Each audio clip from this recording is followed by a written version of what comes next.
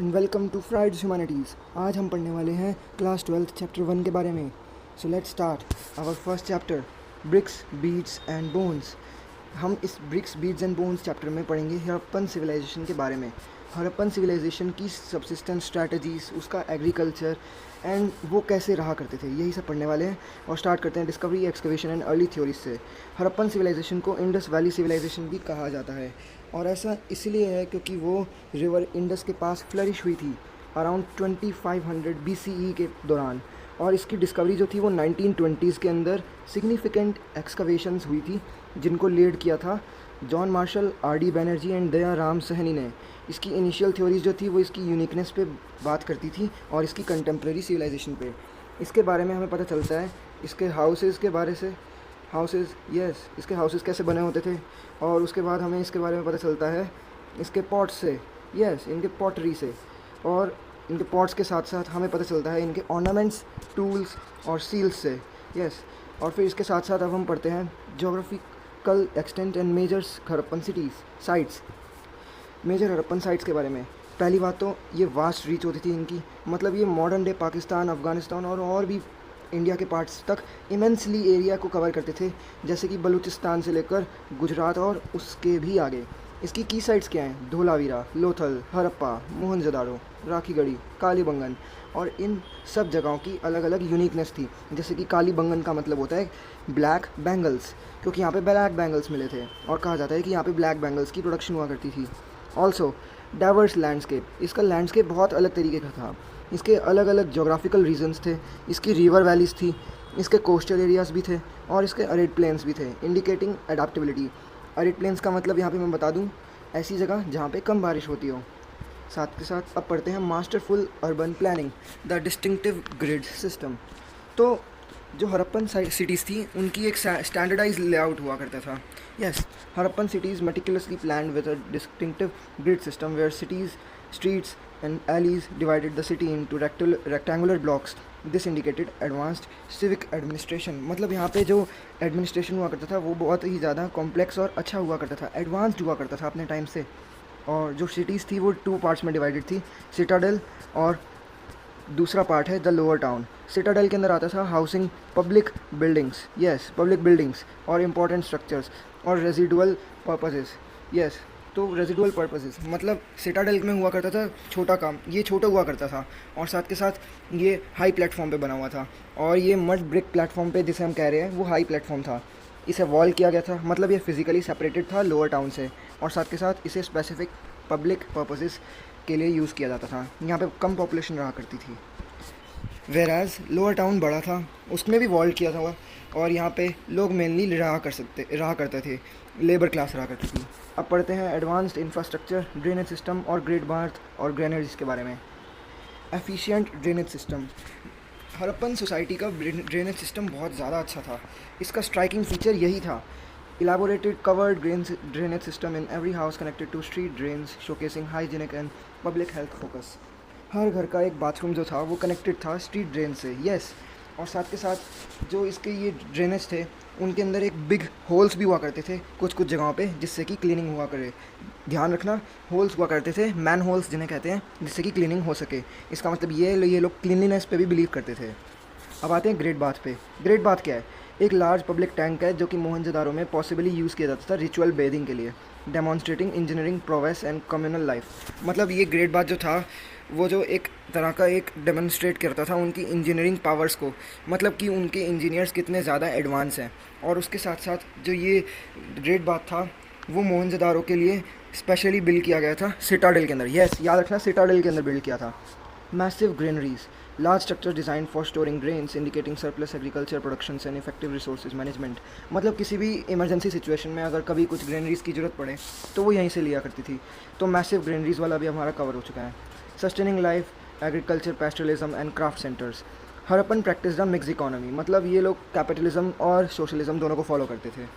Agriculture backbone थी with evidence of wheat, barley, pulses, sesame and agriculture. मतलब यहाँ पे ये सब कुछ पाया गया था हमें, तो इससे हमें पता चलता है। They used ploughs and perhaps irrigation methods, ये इरीगेशन मेथड्स को भी यूज़ करते थे, और साथ के साथ ये अपने प्रिमिटिव मेथड्स को यूज़ किया करते थे एग्रीकल्चर के। पैस्टरलिज्म एक सिग्निफिकेंट चीज़ थी वहाँ पे, और इसमें इन्वॉल्व करती थी rearing of cattle, sheep, goats and buffalo. Specialized craft production centers such as bead making in Chanhudaro and self work in Lothal highlighted skilled artisans organized production. यहाँ पे ये कहना चाहता है कि ये हड़प्पन सिविलाइजेशन के अंदर अलग अलग जगह पे अलग अलग क्राफ्ट प्रोडक्शन सेंटर्स हुआ करते थे, जैसे कि चानहुदारो में जो था वो बीड मेकिंग हुआ करती थी और शेल का वर्क हुआ करता था लोथल में। अब हम आते हैं नेक्स्ट टॉपिक पे, जो कि है हमारा Harappan art and artefacts, insights from seals, beads and pottery and terracotta. जो हड़प्पन आर्टिफैक्ट्स हैं वो हमें एक विंडो देते हैं उनकी सोसाइटी में, हमें उनके बारे में पता चलता है उनके आर्टिफैक्ट्स से। थाउजेंड्स ऑफ सील्स मतलब एक ऐसे ट्रेड करने के लिए एक तरह की सील, मतलब कि ठप्पा लगा दिया कि ये चीज़ मेरी है, और उसके लिए वो डिफरेंट सिंबल्स का यूज़ किया करते थे। जैसे ये सिंबल यहाँ पे कुछ लिखा हुआ है और यहाँ पे कुछ पिक्चर है, ठीक है। Animal motifs and undeciphered script shed light on the trade and administration. Exquisite beads made from carnelian, jasper and steatite suggest sophisticated craftsmanship. Wide trade networks. Pottery in various forms reflects daily life, while terracotta figurines of humans and animals are glimpses into their beliefs and culture. मतलब trade sector भी अच्छा खासा था और pottery भी अलग तरीके से हुआ करती थी यहाँ पे।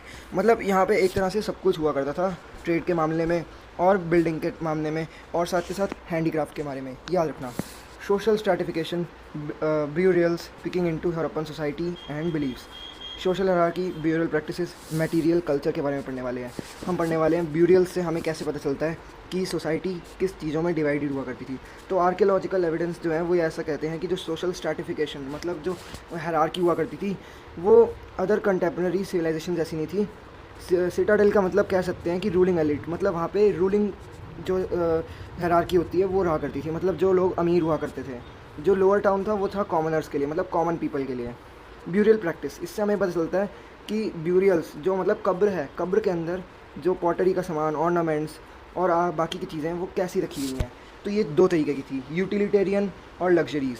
यूटिलिटेरियन जो ऐसी चीज़ें जो कि स्टोन और क्ले से बनी थी, और लग्जरीज़ जो वैल्यूएबल मटेरियल थी, जैसे कि परफ्यूम की बॉटल या फिर जो कि हमें मिली है परफ्यूम की बॉटल और दूसरे आभूषण, ये सब।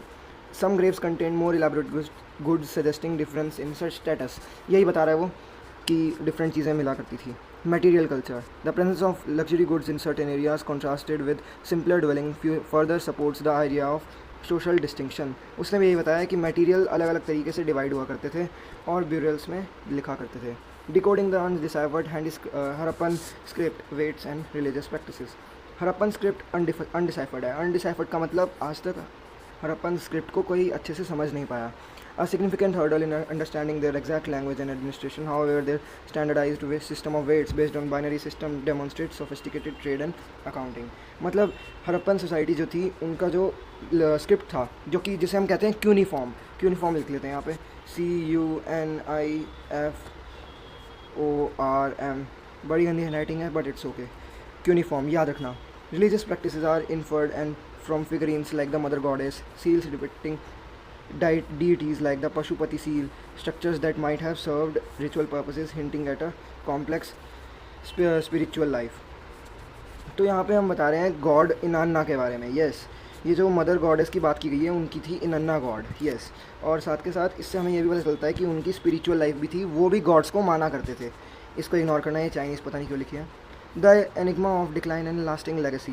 पहला, climate change, the theory of shifting monsoons and drying rivers causing agricultural collapse, floods और अर्थक्वेक। हम यहाँ पे बात कर रहे हैं कि वो हड़प्पन सोसाइटी, ऐसा क्या हुआ कि हड़प्पन सोसाइटी ख़त्म हो गई, सिविलाइजेशन ख़त्म हो गई। तो इसके लिए बहुत सारे रीज़न हैं। Climate change, flood, earthquake. Climate change मतलब ज़्यादा ठंड पड़ने लग गई तो फार्मिंग नहीं हो पा रही। अब फ्लड्स, अर्थक्वेक के बारे में बात करते हैं तो हो सकता है कोई नेचुरल डिज़ास्टर आ गया हो। आर्यन इन्वेजन, कुछ लोग ये भी कहते हैं आर्यन इन्वेजन हुआ था जो कि कुछ समय बाद, तो उसी की वजह से हड़प्पन सिविलाइजेशन एंड हो गई थी। लेगेसी मतलब लेटर इंडियन कल्चर्स जो कि अर्बन प्लानिंग और आर्ट और पॉसिबली रिलीजियस प्रैक्टिसेस करा करते थे, उन्होंने इनको इन्फ्लुएंस कर दिया था और साथ के साथ वही इनमें कन्वर्ट हो गए थे। तो हमारा चैप्टर हो गया ख़त्म। यस, बस इतना सही था हमारा चैप्टर। इसके अंदर हमने कुछ चीज़ें नहीं छोड़ी, और यस, चैप्टर बस इतना ही था। Thank you. और साथ के साथ एक चीज़ मत भूलना, इस चैप्टर के अंदर अगर आपको नोट्स चाहिए तो कमेंट करो यार, इसमें सब बता सकता हूँ। और एक लास्ट चीज़, जो इंडियन आर्कियोलॉजी है उस ये किताब है, इस किताब का राइटर है S.N. रॉय। ये भी एक इम्पॉर्टेंट था। Okay, chill then, bye bye.